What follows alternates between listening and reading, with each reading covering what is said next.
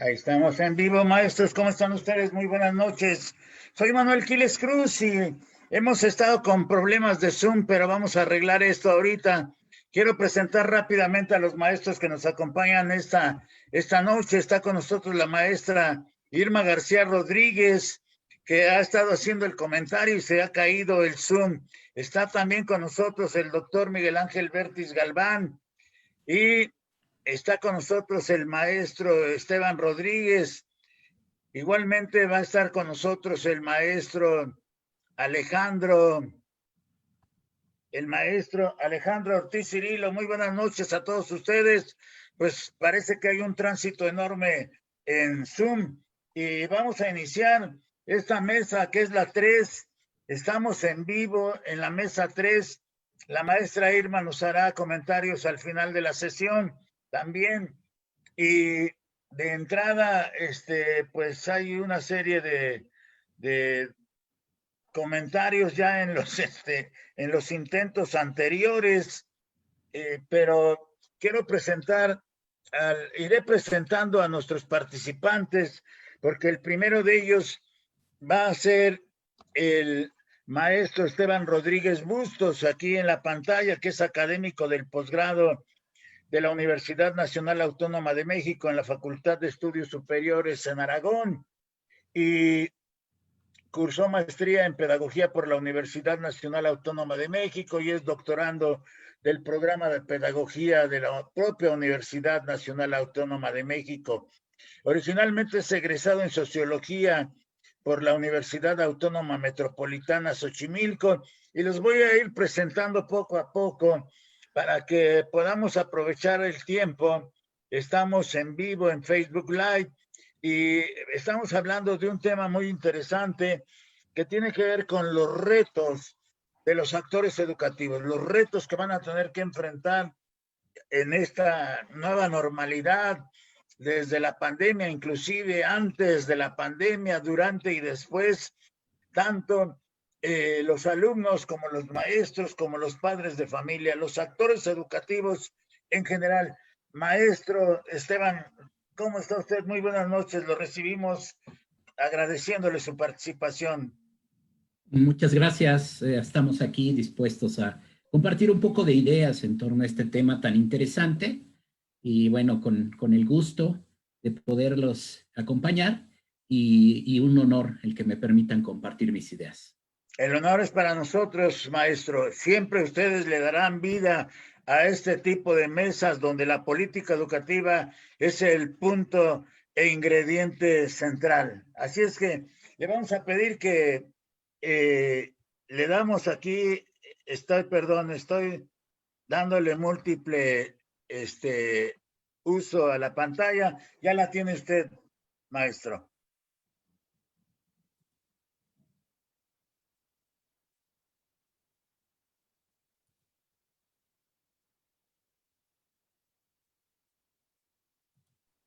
Ya nomás estoy acomodándome.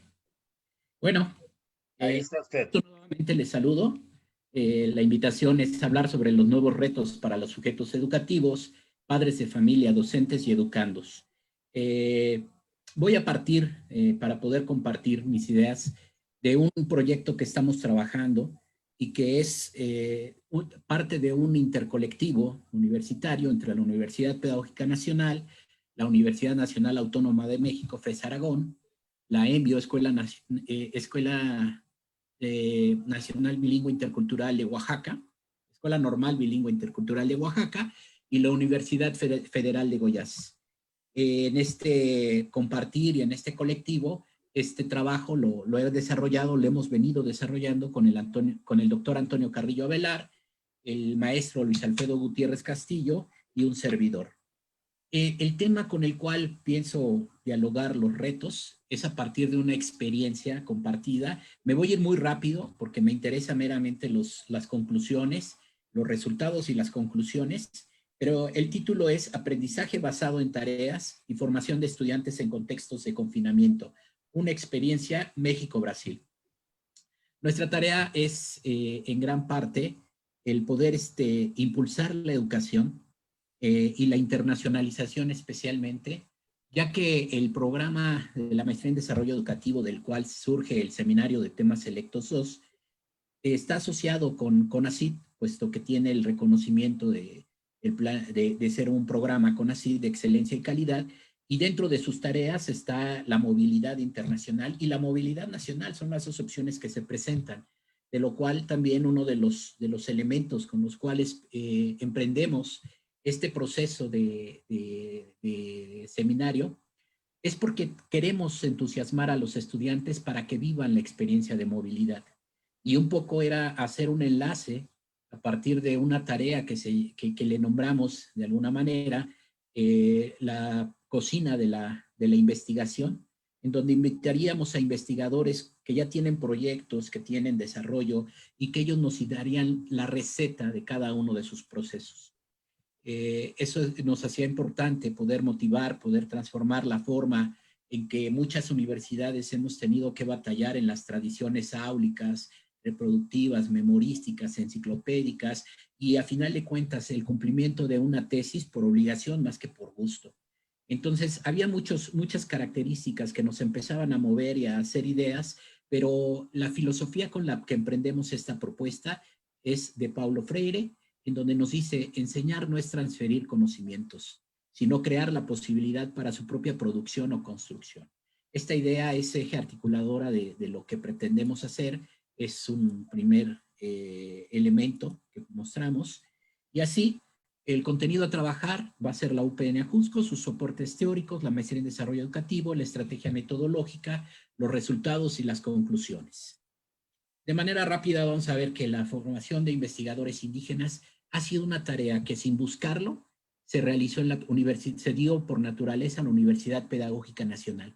Y orgullosamente podemos decir que por la presencia de 70 unidades a nivel nacional, ¿sí?, que hacen conexión con 208 subsedes y que nos permiten llegar desde las ciudades, comunidades rurales y comunidades originarias e indígenas. Es decir, la Universidad Pedagógica Nacional, en su decreto de creación de atención y profesionalización a todo el magisterio activo, tuvimos el gran reto de poder entrar a estos ambientes, a estos espacios que nos han permitido crecer como institución y, sin quererlo, lo repito, volvernos en formadores de investigadores indígenas.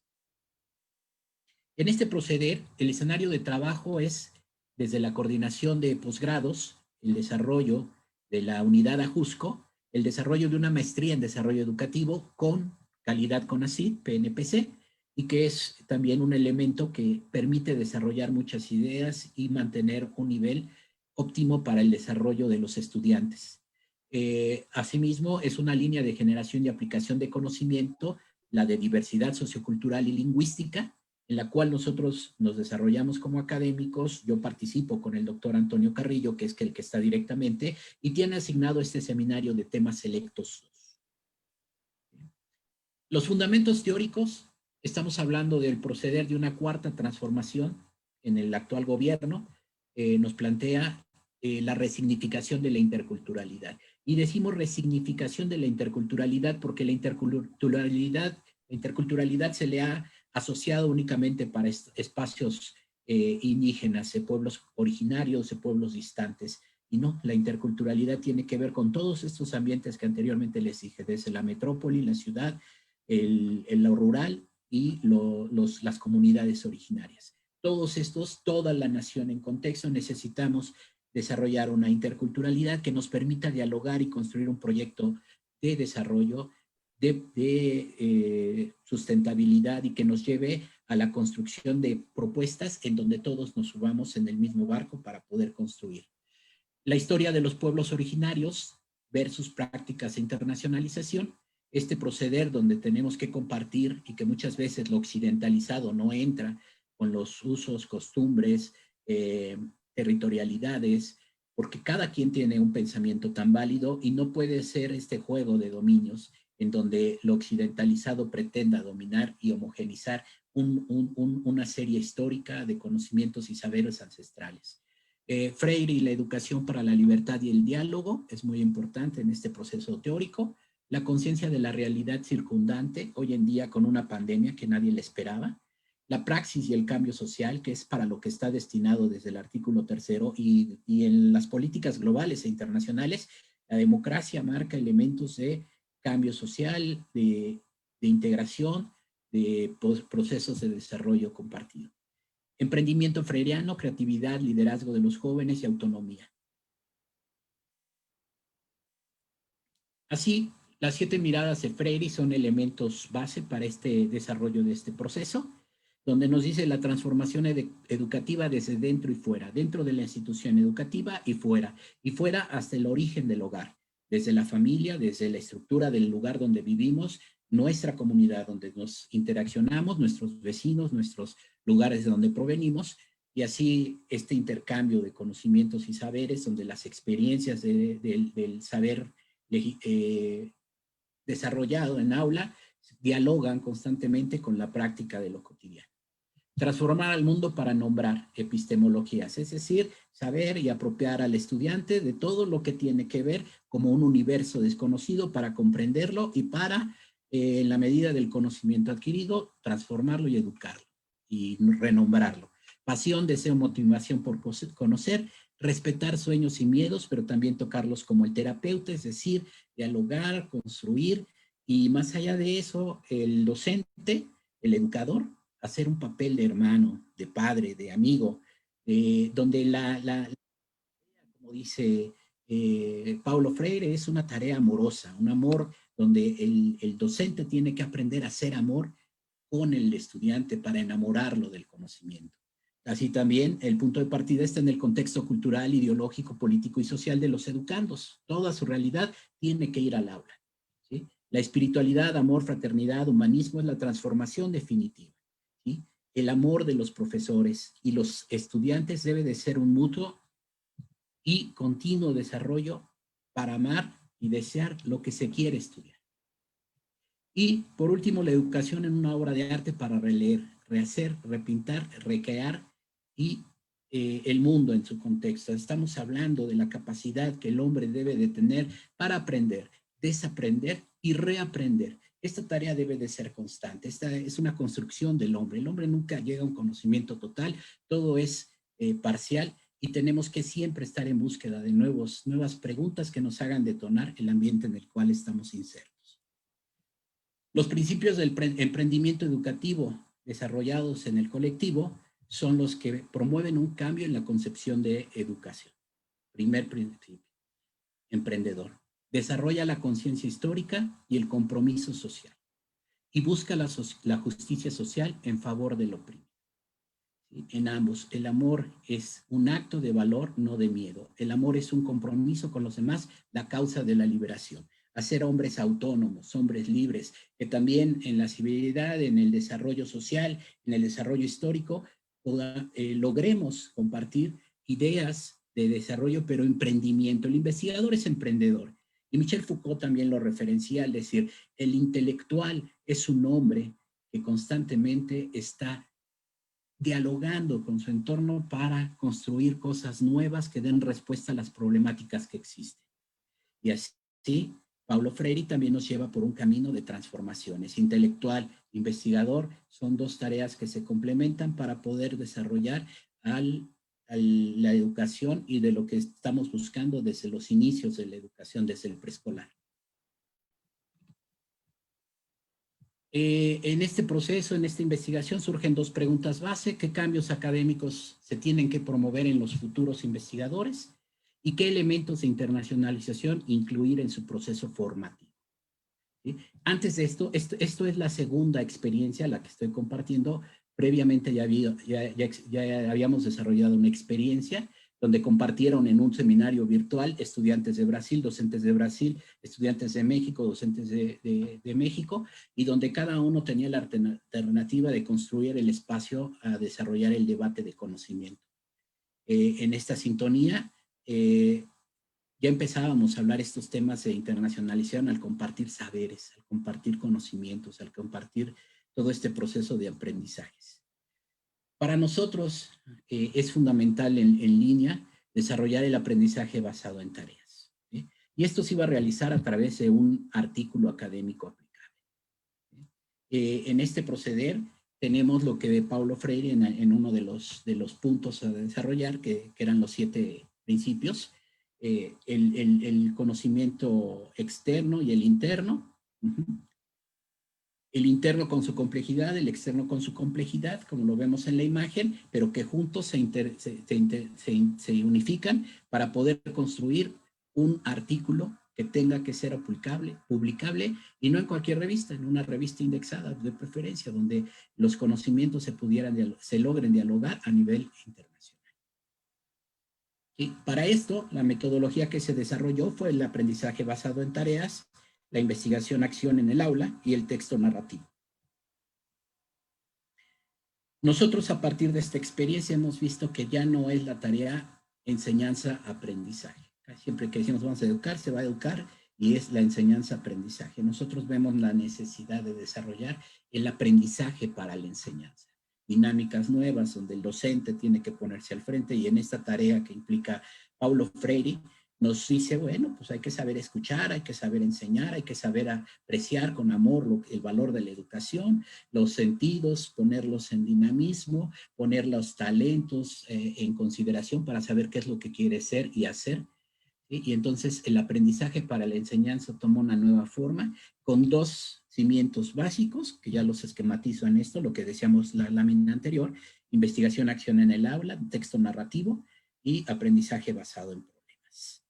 Las tareas que se desarrollaron: elaboración de reportes sobre artículos de investigación, lecturas, integración de experiencias de investigación con emprendimiento educativo, las experiencias de los expositores que invitamos para que dieran las sesiones, la elaboración de una relatoría del curso, elaboración de un capítulo de tesis sobre análisis de resultados y la elaboración de un artículo con miras a su publicación.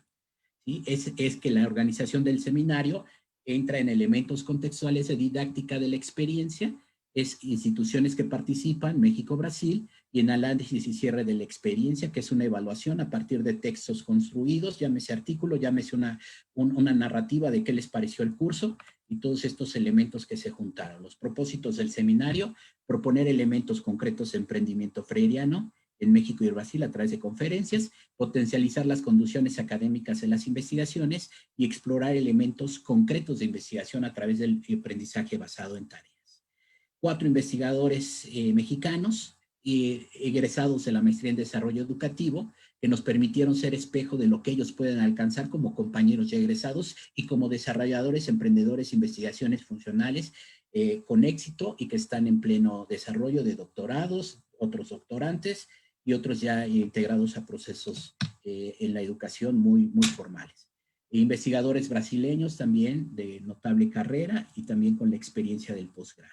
Las videoconferencias se desarrollan en un ambiente en donde la institución nos había proporcionado los elementos técnicos, los espacios físicos, y viene primero un paro de labores, y sin quererlo no detenemos la acción, todo continúa, y posteriormente la pandemia. Cuando se levanta el paro, entra la pandemia y nuevamente otro espacio, y ¿qué decimos? Nos mudamos de los apoyos técnicos escolares, nos pasamos a la plataforma Zoom. Y en esta plataforma Zoom es muy generosa, en donde podemos trabajar. Testimonios de los estudiantes. ¿Sí? Aquí es donde me interesa empezar un poquito a explicar. Sé que tengo poco tiempo, pero vamos a ver 2 ejemplos y nos vamos. Dadas las medidas que el gobierno mexicano implementó derivado de la propagación de la pandemia, coronavirus, en nuestro país, los titulares del seminario transitaron de una modalidad presencial de grabaciones en video a las sesiones del seminario a una modalidad virtual a través de la plataforma de Zoom. Me parece que esto trajo inconvenientes para que el programa se realizara conforme a lo planeado.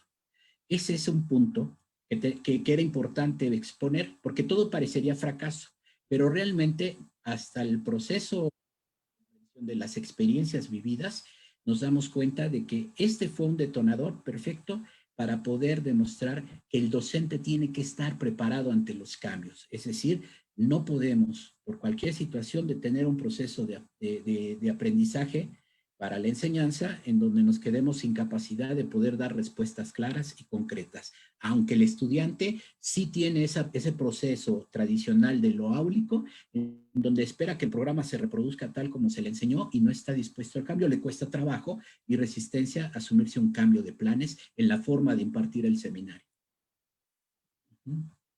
Otro de los testimonios fue una gran ayuda sentir una igualdad y empatía al conocer el proceso por el cual realizaron sus investigaciones. Y lo principal, que todos los temas se relacionaban entre sí. Algo primordial para mí fue verme a futuro como ellos, logrando situaciones trascendentes, plasmadas en sus trabajos, es decir, que no solo se quedaron en teoría, sino que actualmente se están llevando a la práctica. El compartir de diferentes investigadores, el impartir su recetario, el emocionarse con su vivencia de investigación, el gusto por hacer la investigación, se transmitió al estudiante y el estudiante lo recibió a tal grado que él también empezó a trabajar las ideas de poderse manifestar en algún día con una facilidad. Y este trabajo de ser investigador, de formación de investigación, se simplificó porque se entró por un gusto por hacer las cosas y no una obligación de cumplimiento. ¿Sí? Desde mi punto de vista, el curso resultó bastante dinámico y muy estratégico en la organización, ya que no interrumpía, al contrario, aportaba para el trabajo de tesis. En las diferentes ponencias, alumnos egresados en la maestría e investigadores, sus experiencias y comentarios contribuían a replantear el trabajo de investigación o que surgieran otras preguntas para organizar, investigar e incluir temas no abordados hasta el momento. La importancia de poner un espejo para el desarrollo de mi investigación es fundamental para contraponerlo, qué caminos, qué posibilidades, qué nuevas certezas tenemos que abrir, y ese es el diálogo. Ahora bien, paso a la etapa de conclusiones. Son 2 laminitas y cierro mi participación. Dentro de estas conclusiones también les he de decir que esto que se desarrolló en la educación superior no nos distancia de lo que se está pasando actualmente en las aulas. La experiencia que les comparto también nace de que tengo un hijo de secundaria, estudia en una escuela secundaria técnica de gobierno, mi esposa, su mamá, está involucrada con él en su acompañamiento y es vocal de salón y le toca hacer diferentes tareas. Dentro de las conclusiones que encontramos en la investigación y que tienen mucha coincidencia con este momento de las exigencias que se plantean a lo que estamos viviendo ante la pandemia, es resignificar el papel del docente. Eso es fundamental. Cambiar las tareas con las que nos realizamos, y eso incluye esto que se habla del rediseño curricular, tener la capacidad de poder acoplar diferentes ambientes, espacios, entrar a modelos donde las tareas se tienen que simplificar porque son muy extensas, tratar de olvidarse de cumplir lo que dice el libro de texto y el cumplimiento cabal, sino transformarlo en tareas que se construyen a partir de la realidad propia. Aprovechar las nuevas características y potencialidades de los estudiantes, impulsando la autonomía de sus acciones. Los padres de familia deberán familiarizarse con los derechos humanos de los niños y el impulso hacia la comprensión, la aceptación y el apoyo ante la situación de frustraciones o fracaso del modelo. Esto de los padres de familia ya es parte de la experiencia, puesto que en la educación superior no interviene un padre de familia, pero en la primaria sí interviene, y interviene muy bien con lo que el estudiante tiene que hacer y con lo que el docente tiene que rediseñar. ¿Sí? El siguiente punto es potencializar y aprovechar las características de las instituciones y las circunstancias que se viven. ¿Sí? Puede ser una pandemia, puede ser un paro laboral, puede ser un terremoto, puede ser un sismo, no sé. Son diferentes situaciones que se nos van planteando y tenemos que potencializar y aprovechar las características. Consolidar la bandera de lucha de los pueblos originarios y de las colonias y de las comunidades y redignificar y disignificar el derecho humano de todo ser social para tener dignidad. ¿Sí? Dignidad social, dignidad económica, dignidad política, alimentaria, de todo tipo. Contribuir a la consolidación de una educación planetaria, una educación global, donde podamos comunicarnos todos con todos, puesto que la pandemia también nos está enseñando que las problemáticas que vivimos son compartidas. ¿Sí? Y a partir de esto, la segunda parte, tendría que decir que hay que crear ambientes de aprendizaje. ¿Sí? En el hogar, ¿sí? A través de la televisión, a través del Zoom, a través de cualquier medio, de país a país. ¿Sí? Tenemos que crear ambientes de aprendizaje. ¿Sí? No podemos basarnos a estructuras formales que a veces nos impiden comprender a nuestros estudiantes lo que tienen que hacer verdaderamente en el amor al aprendizaje. Vincular los temas de aprendizaje con la vida de los alumnos. Es decir, en este momento, y como lo dice Díaz Barriga, la pandemia, la realidad del contexto social y las tareas del hogar son fundamentales para poder redinamizar el conocimiento que se quiere impartir. No querer obligar a que el aula regrese a la televisión y de la televisión baje a los hogares. No, aprovechar la experiencia que vivimos en la cotidianeidad y si es la pandemia, las estadísticas, las medicinas, los proyectos sociales, la economía, todos son elementos que los hijos escuchan a través de las noticias y de nosotros mismos como nuestros problemas que implementamos. Esos son los mejores ejemplos para poder dinamizar el aprendizaje. Los proyectos intergeneracionales, también lo dice Díaz Barriga, son elementos centrales en los cuales las diferentes edades que existen entre los hijos que habitan un hogar pueden servir para hacer espejo, es decir, el mayor le puede explicar el quebrado al menor y así sucesivamente por edades. Y si no está, el abuelo, el padre, el tío puede compartir conocimientos de aprendizaje y esto es intergeneracional. No es el deber del papá únicamente o del maestro y olvídense todos los demás. Tenemos que hacer este proyecto intergeneracional de aprendizaje. Poder interpretar al currículum en todo momento y ayudarlo a transitar a un currículum didáctico, es decir, más vivencial, más experiencia, más práctico. Habilidades de comprensión, amor y acercamiento con los estudiantes. Todos tenemos como sociedad que implementar estas habilidades del amor al conocimiento, del perdón, pero es fundamental no agarrar a golpes a los niños porque no aprende y eres un tonto, no entiendes. Es una de las crisis que se ha llevado en estos tiempos en todas las familias. Y es que el papá cree que tiene que tomar el papel del maestro, el maestro le hereda el papel al papá, y son situaciones que nos complican y no, se trata de que cada quien asuma, pero el papá cumplir su función amorosa de padre, de madre, de acompañamiento, de comprensión, de levantarlo ante el fracaso, ante la frustración de no comprender algo a distancia. ¿Sí? El estudiante aprende lo que desea y por eso debemos escuchar, atender sus gustos y necesidades. Ayudar al estudiante a formular interrogantes y la necesidad de saber. ¿Sí? Decirle el chispazo, la pregunta, ayúdate, vamos a ver, enseñarlo a preguntar. No golpear ni con palabras, ni físicamente al estudiante y viceversa. Hoy hemos visto que la crisis de los divorcios y separaciones está pero al out. Pero igual los niños, igual los niños, o sea, este maltrato al infante, al adolescente, al joven, los descalificativos se dan por esta intención de querer aprender a través de los medios. Todos estamos aprendiendo. Esa es una tarea letal. Todos estamos aprendiendo. El maestro está aprendiendo, el padre está aprendiendo, el niño está aprendiendo. Todo ser humano debe recibir amor. Enfrentarnos juntos al nuevo mundo, a la nueva realidad. Todos estamos juntos y todos estamos sufriendo y todos estamos gozando. ¿Sí? Todos tenemos que compartir ese diálogo y que tiene que aterrizar en escritura, en procesos de escritura. Enfrentarnos juntos al nuevo mundo, eso ya está. Así como un artículo se tiene que buscar tareas clave que sustituye el proceder de carga académica que la tradición nos impone. El artículo que se pidió a los estudiantes tiene que integrar ya no solo teoría, ya no solo un método, sino los diferentes elementos de las tareas que se dejaron, como el análisis de los textos, el compartir de una bitácora construida a partir de la experiencia de cada expositor y su cocina de la educación, el subproyecto mismo, ponerlo en debate. Todo eso tiene que irse integrando, conjugando, aprendiendo a hacer preguntas para poder en la distancia hacer proyectos concretos que después en lo presente más fácil educación. Y hasta aquí le dejo, perdón por tomar un poco más de tiempo. Gracias.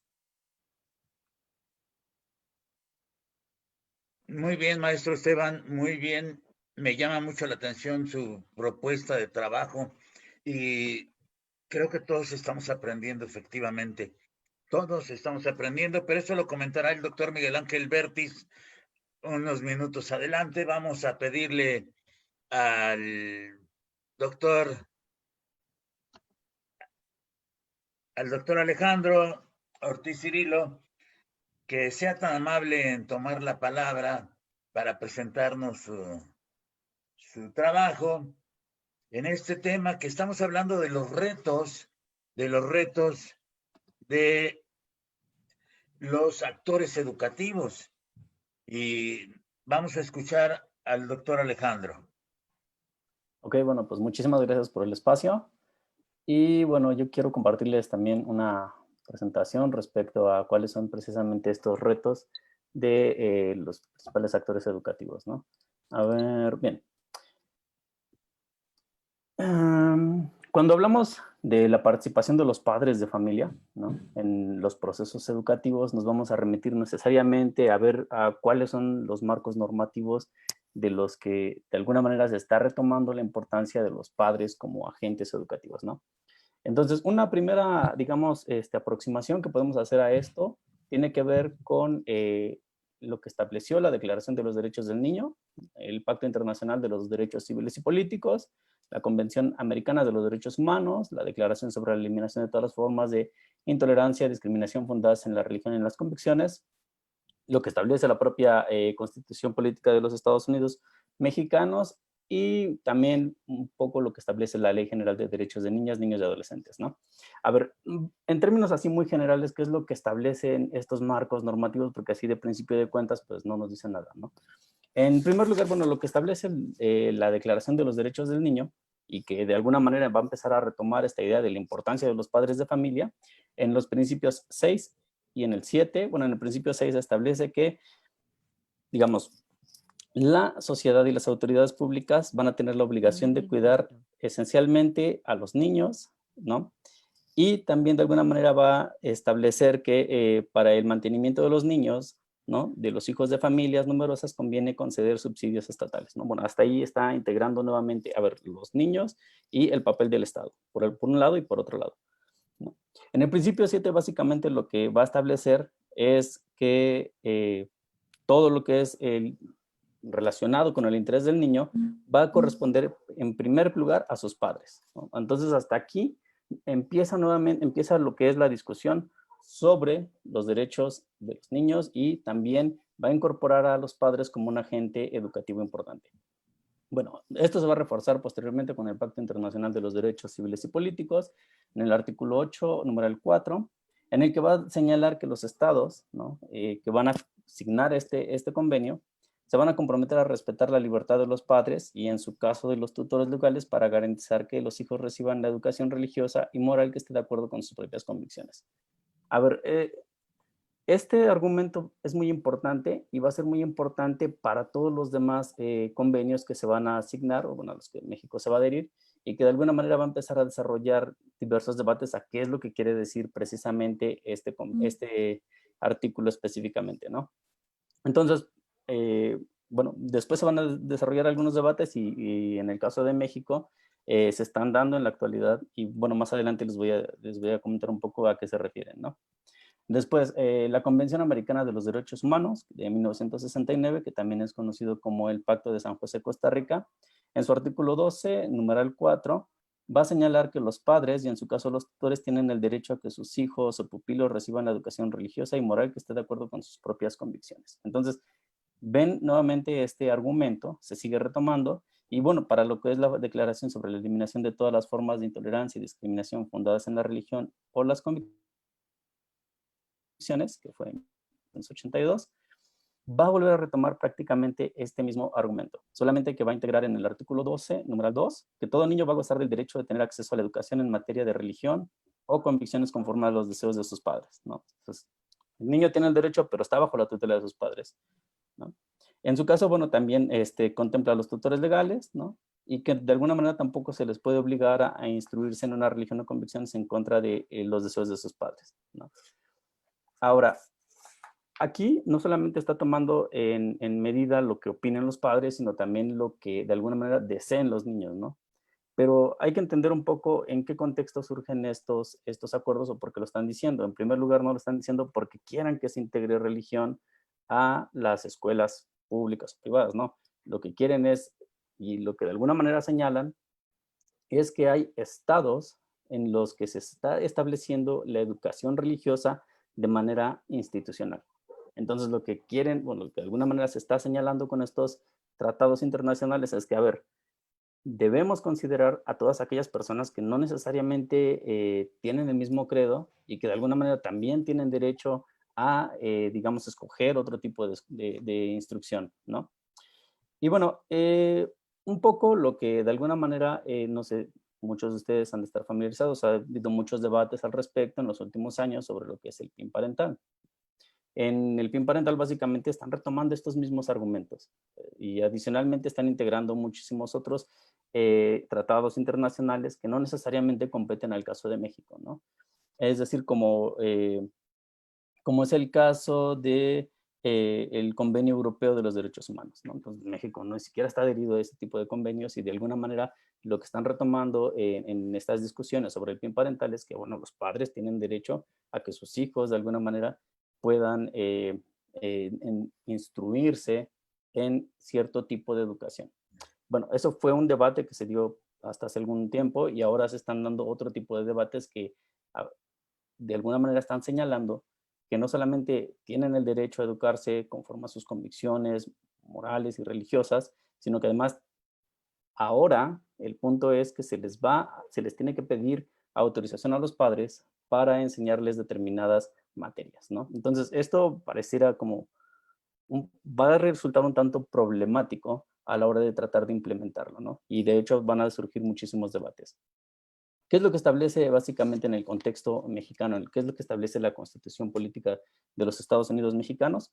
Bueno, el artículo 3º de alguna manera desarrolla de forma muy amplia todo lo que tiene que ver con la educación, cuáles son sus elementos, quiénes son los actores, ¿no?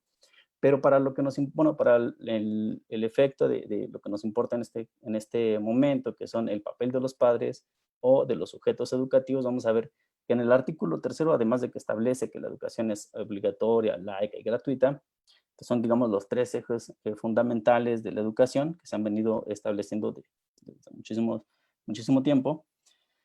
Integra, además, a los maestros como agentes fundamentales en los procesos educativos, ¿no?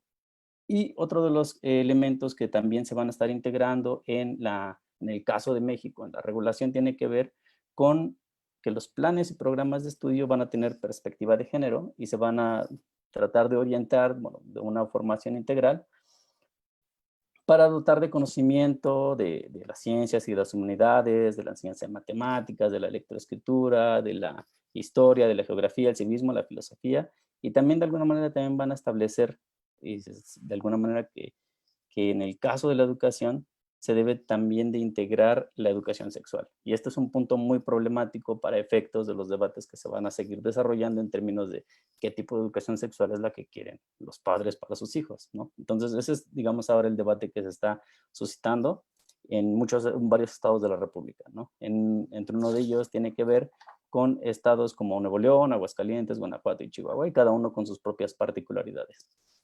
Ahora, en este caso, bueno, también es necesario un poco considerar qué establece otros lineamientos normativos como la Ley General de los Derechos de las Niñas, Niños y Adolescentes. Bueno, en esta ley secundaria, de alguna manera que también está normada por los principios rectores de la Constitución, el artículo 50 de esta Ley General de Derechos de Niños, Niñas y Adolescentes va a señalar que los niños, niñas y adolescentes tienen el derecho a disfrutar del más alto nivel posible de la salud, así como a recibir prestación de servicios, atención médica y gratuita, de calidad, ¿no? Y otra de las cosas que también eh, se va a señalar en este artículo, que es muy importante para efectos del debate, es que es necesario que reciban cierta asesoría en términos de la orientación de salud sexual y reproductiva, ¿no? Entonces, cuando nosotros hablamos, desde luego, de educación y de temas tan sensibles como lo es la educación sexual, se van a generar muchos debates y, bueno, en el caso de México se han generado muchísimos en los últimos días. En el artículo 58 de esta misma Ley General de Derechos de Niños, se va a establecer que la educación, bueno, que uno de los fines de la educación es promover una educación sexual integral conforme a su edad, ¿no? El desarrollo evolutivo, cognitivo, de acuerdo con lo que es la madurez de las niñas, niños y adolescentes, que les permitan ejercer de manera informada y responsable sus derechos, ¿no? Entonces, por eso es importante un poco conocer de dónde viene el marco normativo que de alguna manera está regulando lo que son tanto la participación de los padres como la participación, como los contenidos que se deben de generar al interior de lo que es los programas educativos, ¿no? Ahora, un poco más en el contexto mexicano. Cuando hablamos de lo que son la participación de los padres de familia, vamos a toparnos con instituciones como la Unión Nacional de Padres de Familia, el Consejo Nacional de la Familia y el Frente Nacional por la Familia. Ahora, no quiere decir que estas sean las únicas instituciones que tengan la voz activa en términos de lo que quieren o lo que gestionan para la educación de los niños. Sin embargo, sí son organizaciones que de alguna manera van a establecer, de alguna manera van a demandar cierto tipo de contenidos educativos para los hijos, ¿no? Entonces, ¿cuál es el problema, no? ¿Cuál es el posicionamiento en términos así muy generales? Porque, bueno, podemos ir analizando cada una de las instituciones, un poco su historia, cuál ha sido lo que es su propuesta de educativa. Pero en términos muy generales, ¿cuál es el posicionamiento que tienen respecto a la educación? Primero es que se basan en una perspectiva de la familia tradicional, ¿no? De alguna manera, estas instituciones también están negando cualquier otro tipo de familia y dicen que la única familia es la familia, digamos que se compone por padre, madre e hijos, ¿no? Y niegan cualquier otro tipo de familias que puedan constituirse y sabemos que México es una cantidad, bueno, México y muchos países tienen una cantidad de diversidad familiar que aún sigue siendo objeto de estudio para muchos investigadores, tanto en materia, de diversas materias, y una de ellas tiene que ver con la parte educativa, ¿no? Ahora, otro de los argumentos que se están señalando estas organizaciones, ¿no? Y que están metiendo un debate muy fuerte es que los niños pertenecen a los padres y por lo tanto ellos pueden decidir sobre el tipo de educación que quieren para sus hijos. Entonces, aquí podríamos decir que no tenemos ningún inconveniente o que no hay ningún inconveniente en que sea o que los padres puedan escoger el tipo de educación para sus hijos. De hecho, lo establecen estos marcos regulatorios que vimos antes. ¿Cuándo se convierte en un problema? Entonces, creo yo que cuando se tratan de imponer determinados puntos de vista para toda la población, ¿no? Negando el derecho a una educación integral en el que también se contempla el conocimiento sobre la salud sexual y reproductiva. Porque esta iniciativa, que bueno, más adelante un poquito vamos a tratar de hablar un poco más de ella sobre el PIN parental, lo que dice es, a ver, lo que queremos es que cualquier contenido que se imparta en la escuela con esta iniciativa, queremos que primero se pregunte a los padres, ¿no? Y eso va a traer otra dimensión y va a traer otro tipo de problemas y va a generar muchísimas otras discusiones entre distintas perspectivas. Ahora, no solamente esto se debate en el plano de las ideas, no queda simplemente en que los padres lo quieren así, sino que después se va a traducir también en propuestas de ley y en marcos regulatorios muchísimo más específicos como los que se están dando en este momento, ¿no? Otra de las cosas que también van a señalar estas organizaciones, ¿no? De los principales argumentos que tienen, es que como los niños no tienen una madurez suficiente y están bajo la tutela de los padres de familia, son ellos los que de alguna manera deben de velar por la protección de los niños, ¿no? Y entonces lo que señalan estas personas, o bueno, de estas instituciones, es que el Estado está tratando de suplantar a los padres como tutores legales, ¿no? Y que de alguna manera el Estado va a intentar realizar una adoctrinación ideológica a los niños, ¿no? Y entonces, por lo tanto, la educación sexual debe darse en el ámbito de la familia. Es decir, solamente la familia debería ser como el autorizado para que se impartan este tipo de materias y no en la escuela pública. Entonces, este tipo de debates se han dado de forma muy importante en los últimos días, ¿no? En los últimos meses. De hecho, desde que entramos de la pandemia, uno de los primeros estados que empezó a impulsar este tipo de medidas, ¿no? De este tipo de debates fue Nuevo León, Aguascalientes, ¿no? Guanajuato, también se dieron muchas movilizaciones en Chihuahua, pero digamos en donde sí se logró establecer y introducir este tipo de reforma fue en el estado de Aguascalientes, que se reformó el artículo 4 de su ley de educación, y además que fue por unanimidad, ¿no?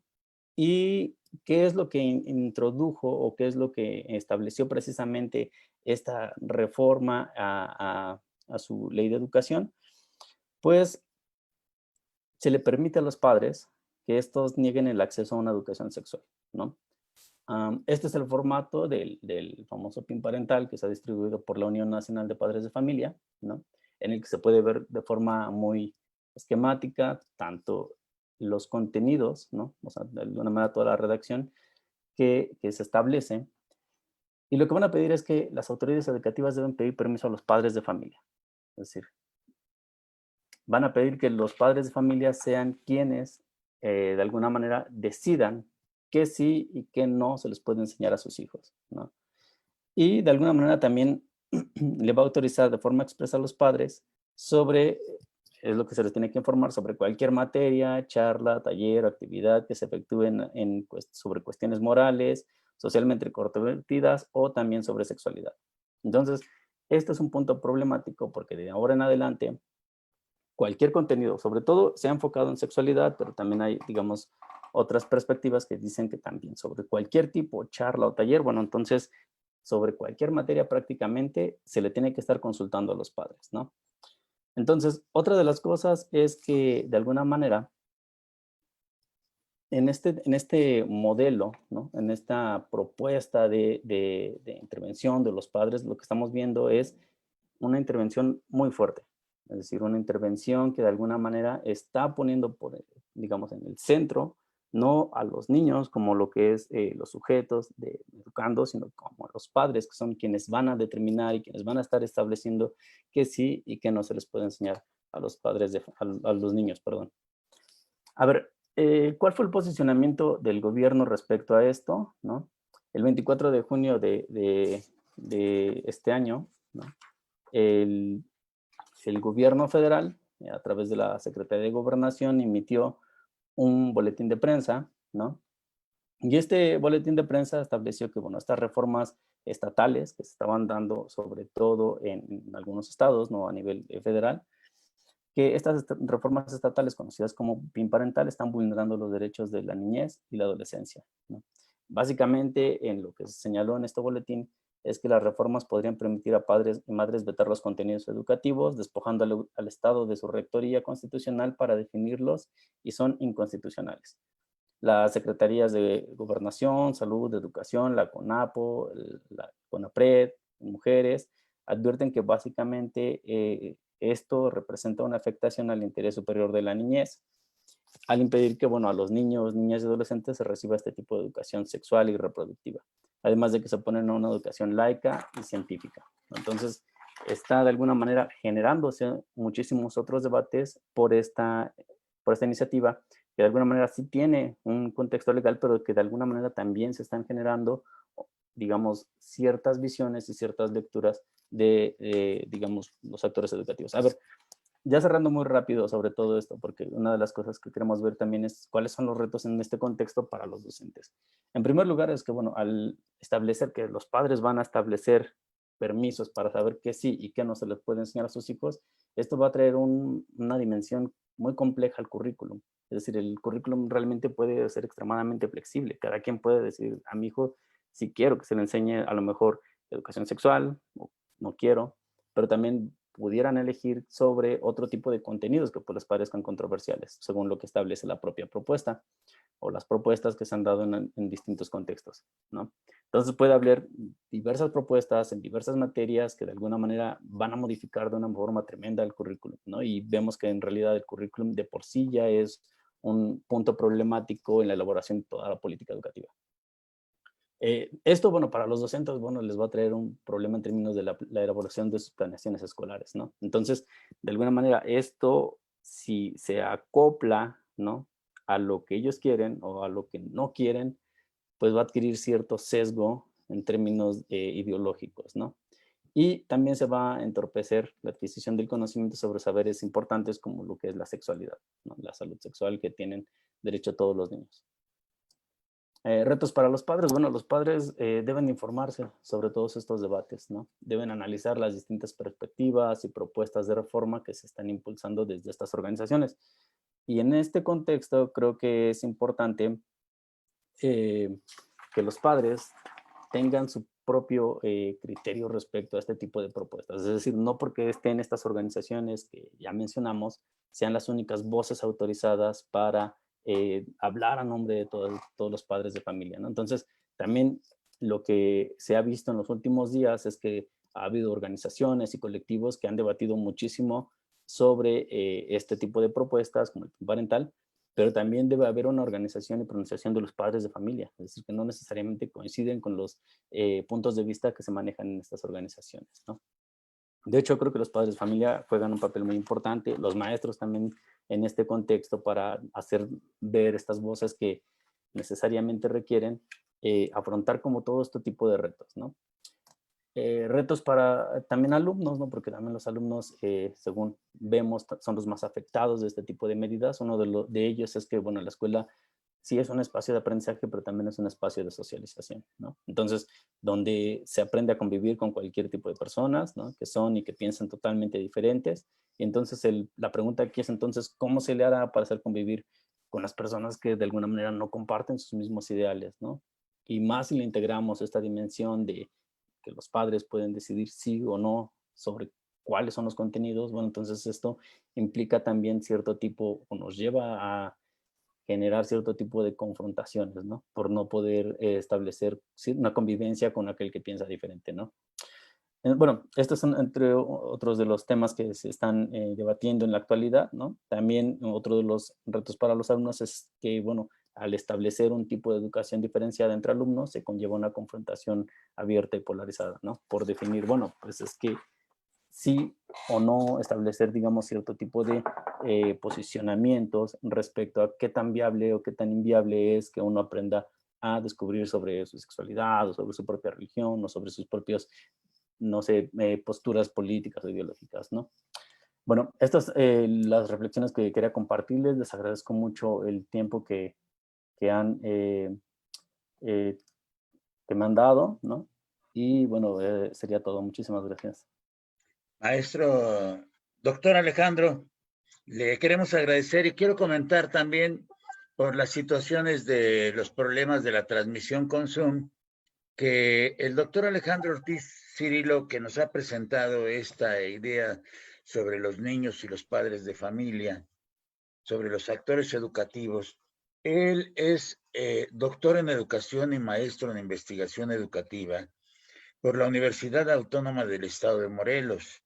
Es licenciado en Administración Educativa por la Universidad Pedagógica Nacional, autor del libro Laicidad y Reformas Educativas de 1917 a 1992, que forma parte de la colección Cultura Laica del Instituto de Investigaciones Jurídicas de la Universidad Nacional Autónoma de México, que es la UNAM precisamente, y además ha publicado diversos artículos de investigación, entre los que se destacan una entrada sobre la historia de la educación laica en México para la Enciclopedia Americana de Latín, es la Enciclopedia de las Religiones Americanas, y un estudio sobre los debates legislativos en torno a la educación laica en México para la revista Historia y Memoria de la Educación en España.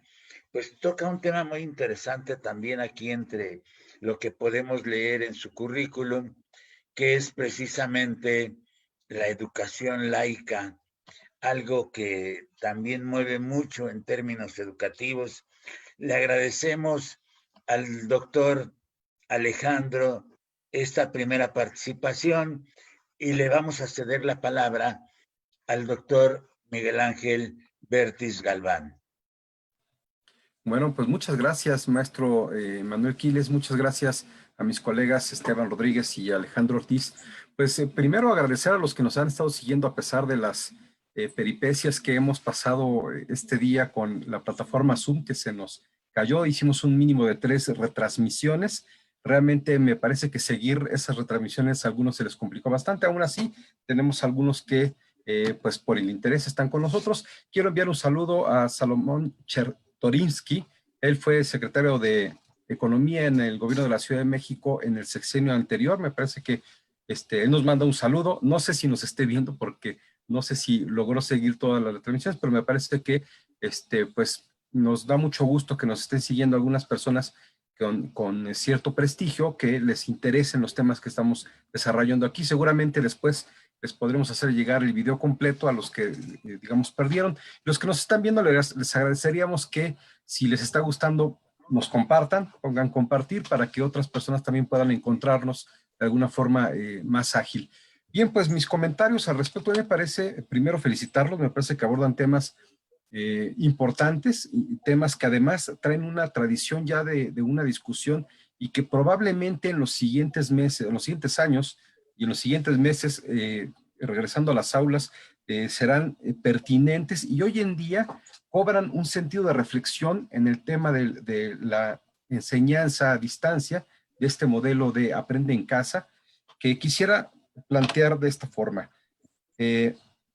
Voy a tratar de integrar las dos ponencias. Ambos están tratando, bueno, ambos abordan temas que tienen que ver con la inclusión, que tienen que ver con la tolerancia al credo, a la cultura, a la identidad, a la diversidad familiar, a la diversidad religiosa. Sin embargo, bueno, y el tema de la discapacidad, que aunque no lo abordaron de forma específica, me parece un tema fundamental en la educación básica.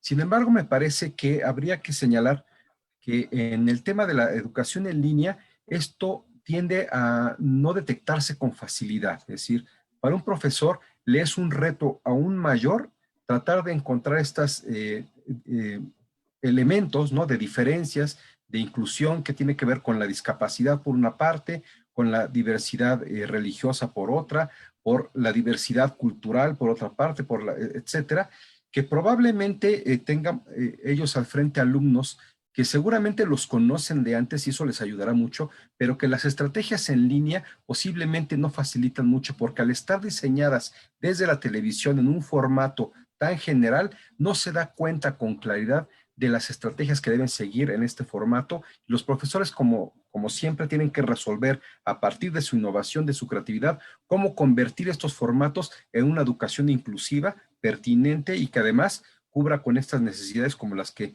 nos mostraba o nos reflexionaba Alejandro Ortiz en el sentido de por lo menos los deseos de algunos grupos de padres de familia sobre los contenidos curriculares. Y en este último quisiera hacer mención específica que hace un señalamiento, Alejandro, al final importante en términos de lo que es nuestra propia norma, es decir, porque algunas reflexiones son importadas de otros países, particularmente de Estados Unidos, donde su constitución, el derecho original de la educación es de la familia. Sin embargo, en México, la rectoría de la educación es del Estado. No quiere decir que se tenga que violentar, que ese es otro punto, y me parece que ahí cabe esta reflexión y quisiera hacerla en torno, como decía, en las tecnologías.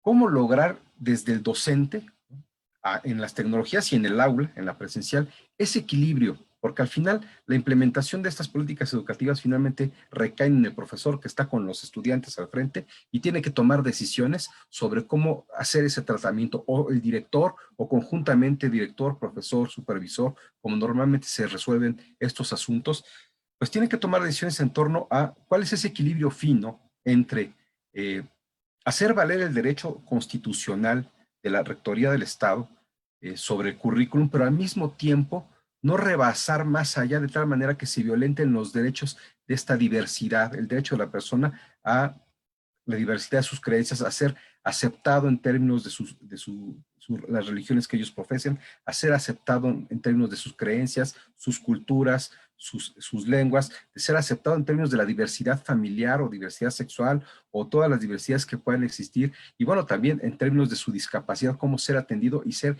incluido en una dinámica grupal, tanto en la educación a distancia como en la educación presencial.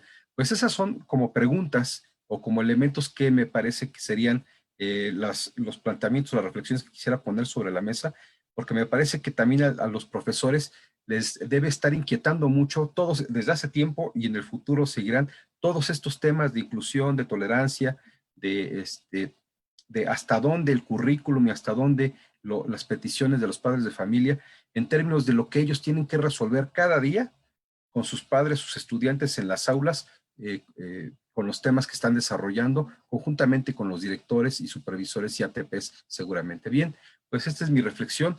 Les devolvería la palabra y bueno, nuevamente agradecer a los que nos están siguiendo y que con estas complicaciones de la tecnología, esperemos que sea que no sea recurrente y pues muchas gracias por estarlos viendo. Muchas gracias, doctor. Doctor Bertis, muy amable. Y aquí hay una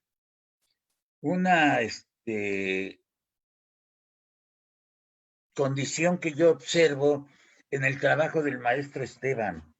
Me llama mucho la atención la propuesta desde la posición de Paulo Freire, porque lo que estamos haciendo ahorita los maestros en general, me atrevo a decirlo en términos de experiencia, es una observación empírica.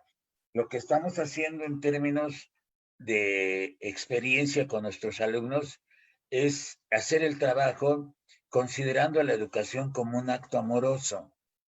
Y tratamos de hacer de la escuela un espacio de felicidad, pero hoy la escuela es diferente.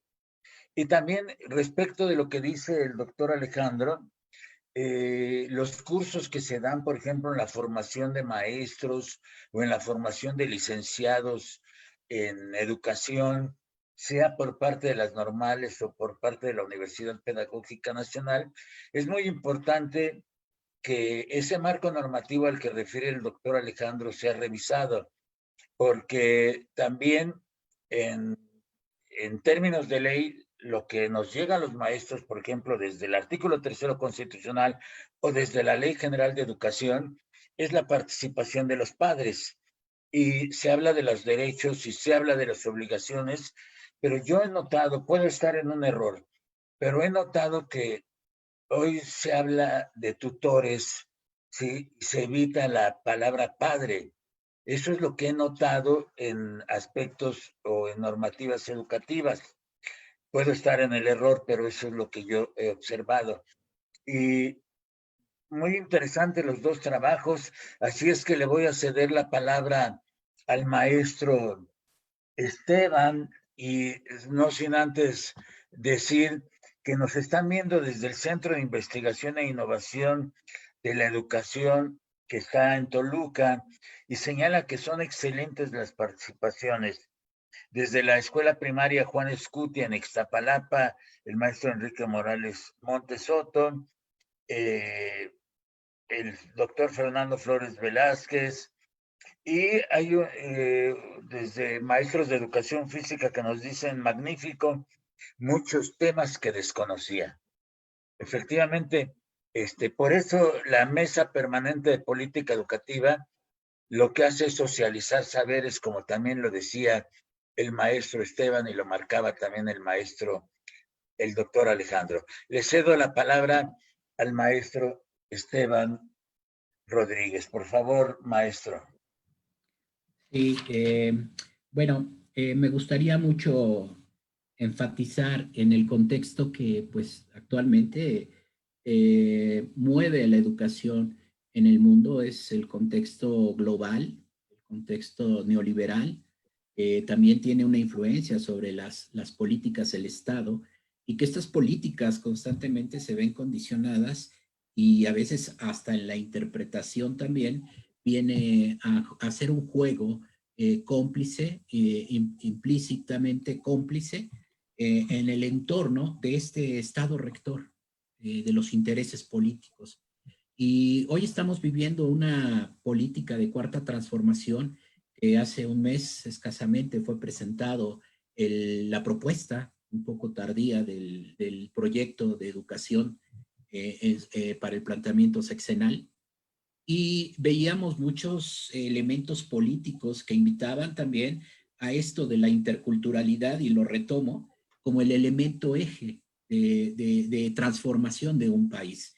Como cuarta transformación podríamos entender este posicionamiento de una nación en torno a las políticas internacionales y el deber de generar una productividad, generar una sociedad competitiva, generar elementos de desarrollo para el país y que son necesarios para poder desarrollar un país en el contexto general, pero que en ese ambiente la investigación que presenté precisamente trata de responder a estas movilidades internacionales, el deber de una institución educativa como la educación superior, el deber de las universidades, de los institutos de investigación, a dialogar con el mundo y ver en la oportunidad de que los estudiantes que formamos, pues realmente nos están llevando a este proceso de encumbrarnos como un puente entre las instituciones que estamos haciendo educación en el mundo.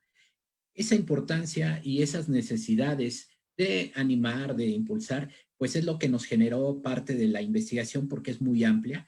Manejamos también investigación, acción en contextos originarios. Para nosotros la movilidad es punto central, pero esta movilidad nacional e internacional que son complementarias, porque el contexto del estudiante debe de conocer las realidades. Y la realidad no solo es en las ciudades, la realidad también es en las partes de los marginados, en las partes de los excluidos, en las partes de esas comunidades distantes, que también en sus tesoros cuesta trabajo que nos compartan su sabiduría, sus saberes. Y también es importante para una nación empaparnos de todos esos conceptos de la diversidad cultural que pueden enmarcar una nueva ciudadanía, una nueva forma, un replanteamiento de hacer las cosas. Y en el marco también de las reformas educativas, entra este proceso exigente al docente, exigente a las normales, exigente a la UPN, de cómo formar a los nuevos cuadros de docentes. Y estos nuevos cuadros de docentes dentro de las políticas, pues también tienen una exigencia. Y es ahí donde también se va perfilando esta propuesta que presento en torno a la interculturalidad, en torno a la diversidad cultural, en torno a los diálogos de inclusión, y en torno a estas necesidades que decíamos como ejemplo en este confinamiento y en el funcionamiento desde los preescolares hasta la educación superior, posgrados y postdoctorados, que es la misma necesidad. Romper finalmente con un proceso clásico de aprendizajes memorísticos, enciclopédicos, de uso áulico y que muchas veces trascienden en la explicación de nuestra vida y nuestro entorno a partir de teorías establecidas que se legitiman cada vez que hacemos un trabajo de investigación.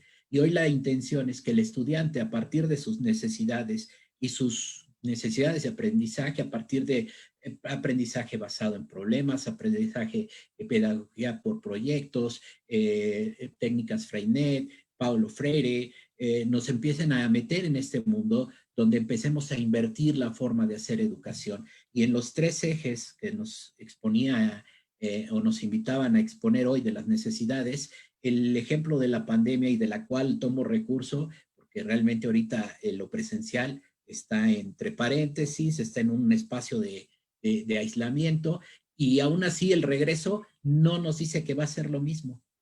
No nos dice que va a ser la tradición que teníamos en la escuela en todos los aspectos. Y entonces sí nos estamos invitados a hacer ya una transformación de cómo hacer las cosas, de cómo emplear los métodos, pero también principal y fundamental que el ser humano, ¿sí?, en estos cambios se aborden con una integridad hacia todo el ser del derecho humano de la vida, del derecho humano de la dignidad de tener acceso.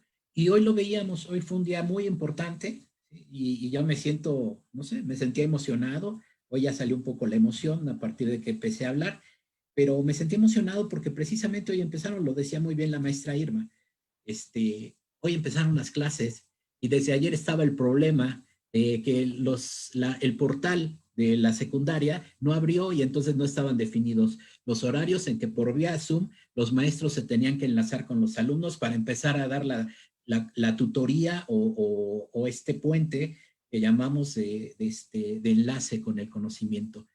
Y problemas que empiezan los padres de familia a exaltarse, a regresar a la crisis personal de los ambientes y donde se pone en boga todas las políticas educativas, porque para mucha gente la propuesta educativa no sirve.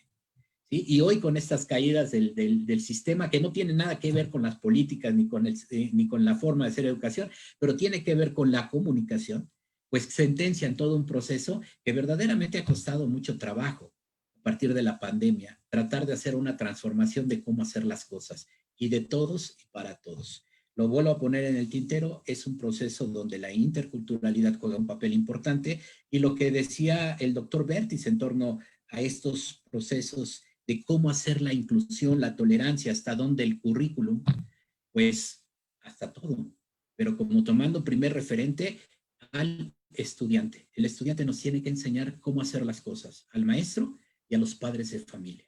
Empezar a aprender a partir de sus intereses del estudiante, y aunque parece una actividad individualizada, en la práctica vamos a ver que se puede dar respuestas a partir de las pedagogías críticas, a partir de los elementos reflexivos, a partir de saber hacer preguntas de investigación y a partir de enviar al sujeto a indagar su realidad y contexto en el que vive. Es las voces que tienen que emerger, son las voces de la inclusión y son las voces de los movimientos sociales que constantemente están reclamando ser incluidos, ser escuchados. Movimientos lésbico-gay, movimientos de discapacitados, movimientos de inteligencias extraordinarias que no son contempladas ni saben cómo ser llevadas, el racismo principalmente, que también tienen que encontrar estos puntos de comunicación desde la escuela presencial hasta las tecnologías en línea, que es algo en lo que ya vamos a vivir y no nos vamos a salir. Inclusive las tecnologías dicen que el nuevo televisor ya trae la conectividad sin necesidad del celular o una línea con la televisión. La televisión va a poder hacer este elemento de diálogo sin usar otro instrumento. Y entonces tenemos que ser capaces de poder hacer esta educación de manera diferente y abordar los nuevos retos y empezar a trabajar las resistencias al cambio. Muchas gracias, maestro Esteban. Muy amable, muy interesantes sus conceptos. Me llaman mucho la atención porque lo que decía la maestra Irma, y le voy a ceder después del doctor Alejandro, le voy a ceder la palabra a la maestra Irma para que nos diga cómo empezó este día y cómo hace la referencia con lo que dice el maestro Esteban, que entendí que él trabajaba en secundaria y que también enfrenta sus problemas, y lo estamos viendo, los horarios de tránsito en las redes van a estar marcados a partir de hoy, de las 7 de la mañana a las 8 de la noche. Entonces nosotros tendríamos que transmitir más tarde para no caernos. Vamos a Solo una aclaración, maestro, por favor. Sí, Solo sí, una aclaración. Sí, maestro Esteban. No trabajo en secundaria, ni he trabajado. Mi hijo está en la secundaria. Perfecto. Secundaria pública. Mi esposa lo acompaña, está comprometida con la... Muy bien, sí, así lo escuché hace rato. Vocal del grupo, y soy una persona que apuesta por la educación pública y garantizo desde la incursión de mi hijo en la misma, y bueno, también tener un... Muy bien. Conocimiento. Muy bien, maestro Esteban, muy bien. Entonces, usted como padre de familia, ahí colocado apoyando a la familia para estar en las clases. Muchas gracias, maestro Esteban, muy amable por su aclaración. Y le vamos a ceder la palabra al doctor Alejandro Ortiz Cirilo para que haga un cierre de su participación, por favor. Ok, bueno, pues muchas gracias. Creo que un punto importante que debemos de tomar en cuenta es que nadie va a negar la importancia que tienen los padres de familia, ¿no?, en los procesos educativos. E incluso creo que sería un error pensar que los padres de familia no tienen un papel dentro de estos procesos educativos, ¿no? Son muy, muy importantes para todo, ¿no? Desde la preparación previo a la escuela, ¿no?, como también lo que se desarrolla en la propia escuela, ¿no?, y las orientaciones que se deben de dar, ¿no? Pero creo que también es importante considerar que uno de los puntos fundamentales que hay que respetar tanto al interior de las instituciones públicas es este tipo de valores que se dan por sentados, ¿no?, pero que también de alguna manera se están debatiendo en la actualidad, como la educación laica, ¿no? Entonces, el principio de laicidad no solamente es el separar la iglesia del Estado, ¿no? Creo que en realidad una educación laica va a defender bases científicas, y estas bases científicas nos van a permitir desarrollos como estos que estamos viendo, ¿no? El poder conectarnos en línea creo que también es un triunfo de esta educación científica que solo se logra a partir de un tipo de educación que es laica, ¿no? Entonces, en este sentido, creo que también es importante entender como este tipo de valores, ¿no? Ahora, no solo, cuando hablamos también de valores, pueden haber muchísimos debates sobre qué es lo que implica, ¿no? Pero creo que defender valores como como el respeto a la diversidad, a la interculturalidad, entender la democracia no solamente como la emisión de un voto, sino también como un sistema de vida, que se está, así como lo están desarrollando en el artículo 3, ¿no? Entenderlo en todas sus dimensiones y en todas sus complejidades y en toda la interacción que debemos de desarrollar diario, ¿no? Tanto en la escuela como fuera de ella o al interior incluso de los propios hogares, creo que es importante entenderlo. Sobre esto, bueno, es lo único que quisiera notar, ¿no? Quisiera señalar esto, que es muy importante, que, digamos, todos los agentes educativos son importantes en su justa medida, ¿no? El punto esencial es no tratar de imponer o no dejarnos llevar por este tipo de discursos en los que se les da la preferencia a cierto tipo de grupos que a nombre de todos los padres de familia dicen que este es el tipo de educación que se debe dar. Y creo que en ese sentido debemos de integrar un tipo de educación que sea también crítica de lo que se está enseñando tanto al interior de la escuela como dentro de los propios hogares, ¿no? Entonces, bueno, hasta aquí es un poco mis reflexiones y bueno, pues les agradezco muchísimo el haberme dado la participación.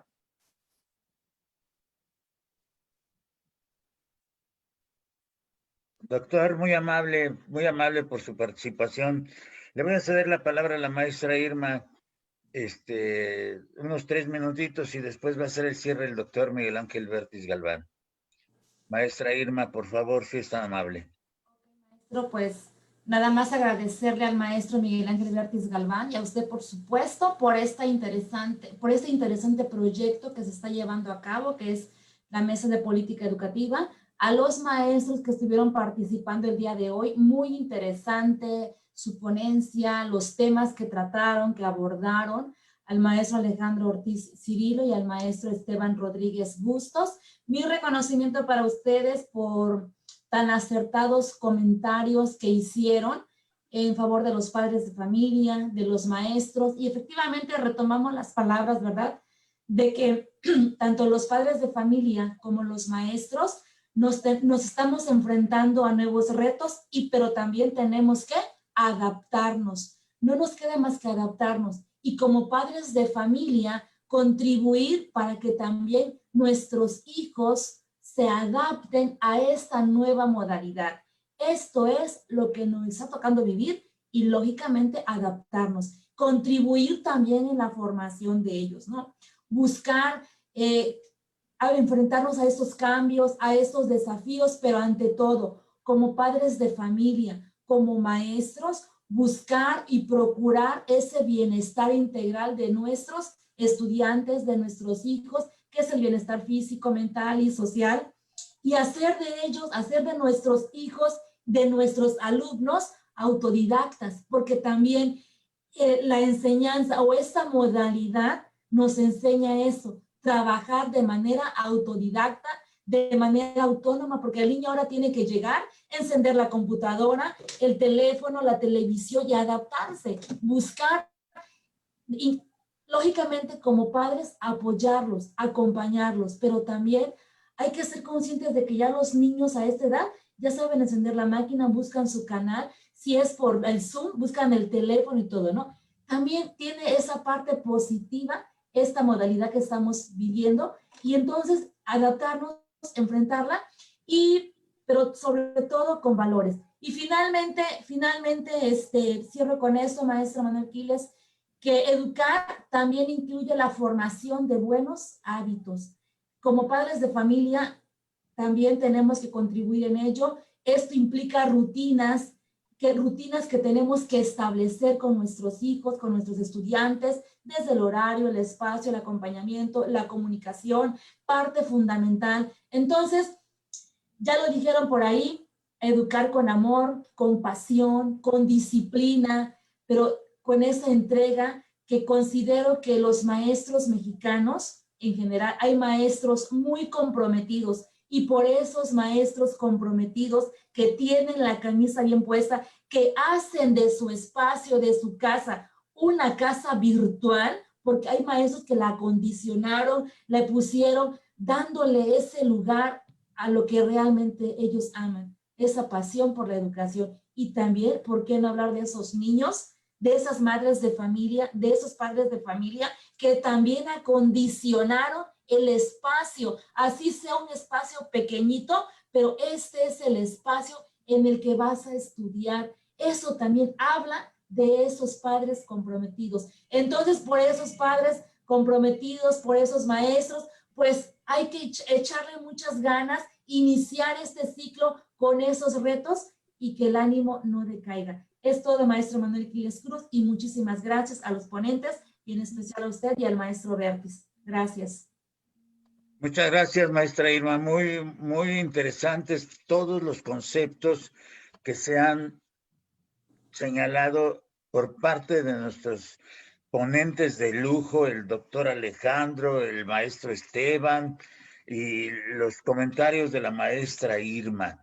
Y mucho de este trabajo que se va a realizar, que se está realizando a partir de hoy, debe de tener la armonía también, la confraternidad, aunque estemos del otro lado de la pantalla, la unión, la comunicación, el trabajo de conjunto, aunque yo esté solo de este lado y vea en la pantalla 4, 5, 10 compañeros, pero el trabajo de conjunto y la buena voluntad para hacer este trabajo. La crítica política, pues la hacemos, pero hay que hacerla aportándole.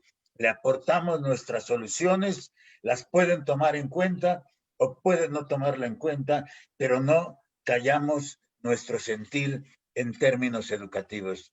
Doctor Miguel Ángel Bertis Galván, por favor. Pues muchas gracias, ¿no? Pues nada más felicitar pues al maestro Esteban Rodríguez, al doctor Alejandro Ortiz, a felicitar también a la maestra Irma García y al maestro Manuel Quiles por participar, pues agradecer a los que nos siguieron con todo y los inconvenientes. Y pues bueno, me parece a mí que finalmente como mensaje de cierre, pues los profesores de México siempre han sido profesores que han enfrentado y solucionado este tipo de problemas, son los que dan la cara ante los padres de familia de manera inmediata, son el primer rostro de la educación pública que un ciudadano padre de familia ve en su escuela.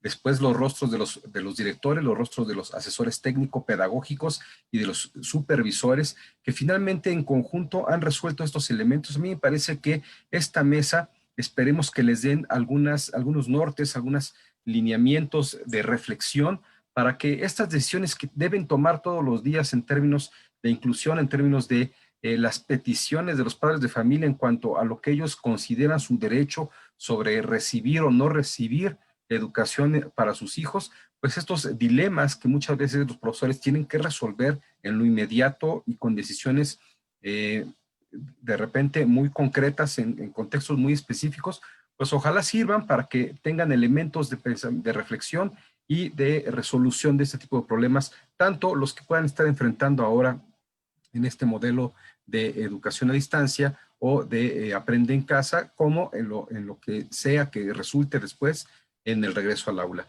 Bien, pues muchas gracias, pues les agradecemos mucho, pues estén pendientes de la siguiente mesa que esperemos se transmita de forma más adecuada. Pues muchas gracias, buenas noches y pues que descansen y nos estamos viendo en la siguiente transmisión.